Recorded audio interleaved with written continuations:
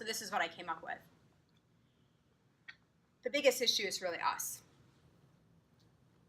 The biggest issue is how we see ourselves and how we see other women in the office and why we don't identify them, promote with them, want to work with them, and how we see ourselves in relationship to other women and the company. But ultimately, the inability to get along with other women in the office, and then we display a negative character. We're defensive, we're angry, we shut her down. We know how we do it, right? You know when, like, the girl in the office doesn't like you. And you know when you turn to the other woman and go, I don't know what her problem is, she just doesn't like me. And she's like, I don't know. Because you don't, but something's going on with the other woman. Well, when we start to do that, that starts to become a perception in somebody else's head. And what we want to really think about is to really master ourselves and what we're doing and what we're thinking and put emphasis on that, because a lot of times we have the skill set. I would say 90% of the time with women, they have the skill set, they have the education, they have the pedigree, they have the right buzzwords on the resume, the right dress, but they haven't mastered themselves. And so they go to the meetings and they leave these little subtle perceptions, and then it becomes, I don't want to work with her. And it's a shame, because we're qualified. 25, 30 years ago, we weren't qualified. Years ago, they told us, well, we don't have bachelor's degrees, so we're not going to get, like my mother's generation.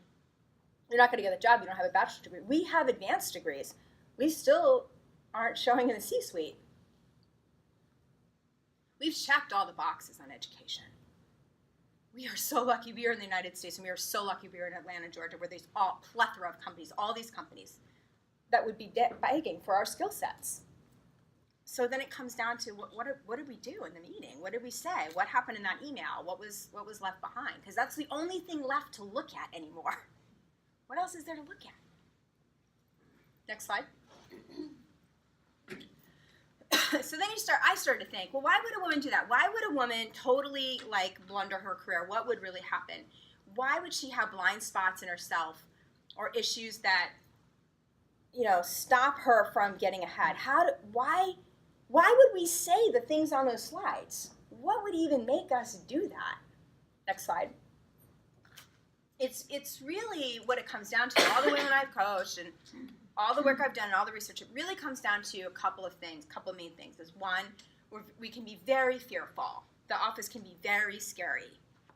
So let me give you an example. You go into Home Depot. The guys know you don't belong there, right?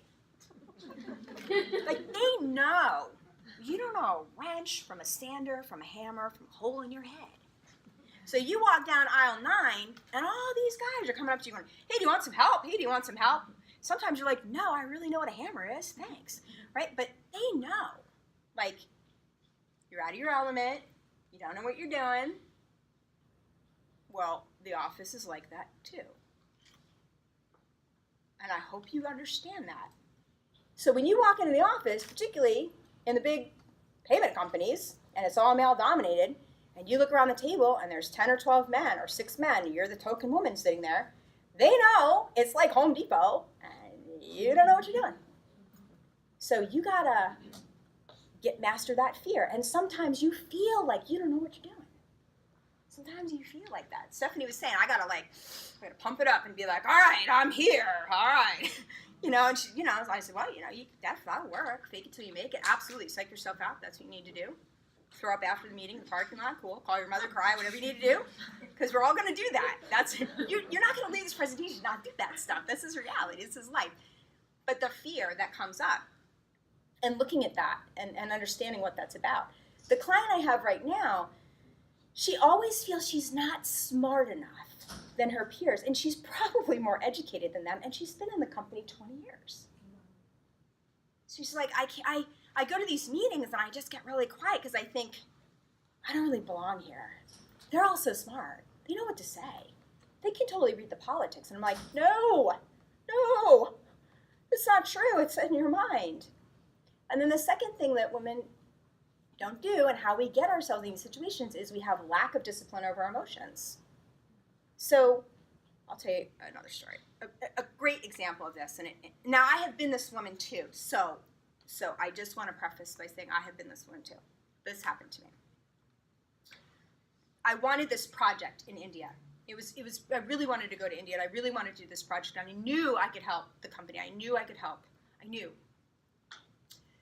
I went all the way up to the senior vice president, who was a female, and said, I think you have a problem. Here are my solutions. What do you think? And I pitched it. And she said, I love it. And nobody wants to go to India. You can go.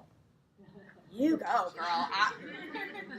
Not an American in this company wants to go do that. You go. I'm like, there's malaria shots. We'll pay for all that. I don't care. Don't drink the water and good luck. Okay. I'm going to hook you up with 2 other directors. One we just promoted. The other's been here. You guys get on a call every week. The call would be set. 15 minutes before the call, it would cancel and fall off my Outlook. I'd be all ready. I'd be ready to embrace these women and work with them and tell them my plan, and the call would cancel. Next week, call would cancel. Next week, call would cancel. Next week, they get on the call. I'm on the call. First thing out of the gate, why you? Why do you get to go? You don't have the title. In fact, I think that's a call or a webinar at best. Why you?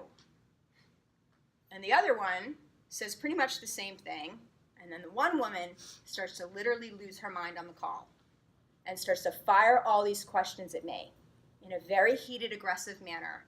And the other woman watched this go on, and I saw my clock go 16 minutes long on this call, and the other woman who had been with the company 20 years stopped it and said, you know what? I think we need to gain some facts. We'll pick it up next week. But let me tell you something. Everyone on that call, including me, knew what happened.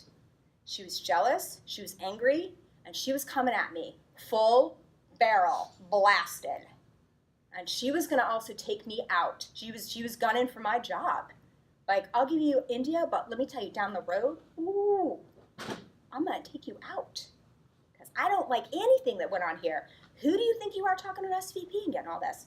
Really, who do you think you are? And I'm going, oh crap, I am in the danger zone with the women. She clearly had a tremendous amount of lack of discipline over her emotions. They became so great. Her jealousy and rage became so great, she threw it up all over me and everybody in the call. And it was the craziest thing. It was the craziest thing. She was yelling at me, and I just had so much compassion, I thought my heart would break open. Because I've been her. I've been her. She is me. She was the perfect mirror. And I remembered that. And that just made me, the next time it happened, have more compassion. The next time it came up in me, I try not to do that. It was fantastic. She was my greatest teacher, truly. Next slide.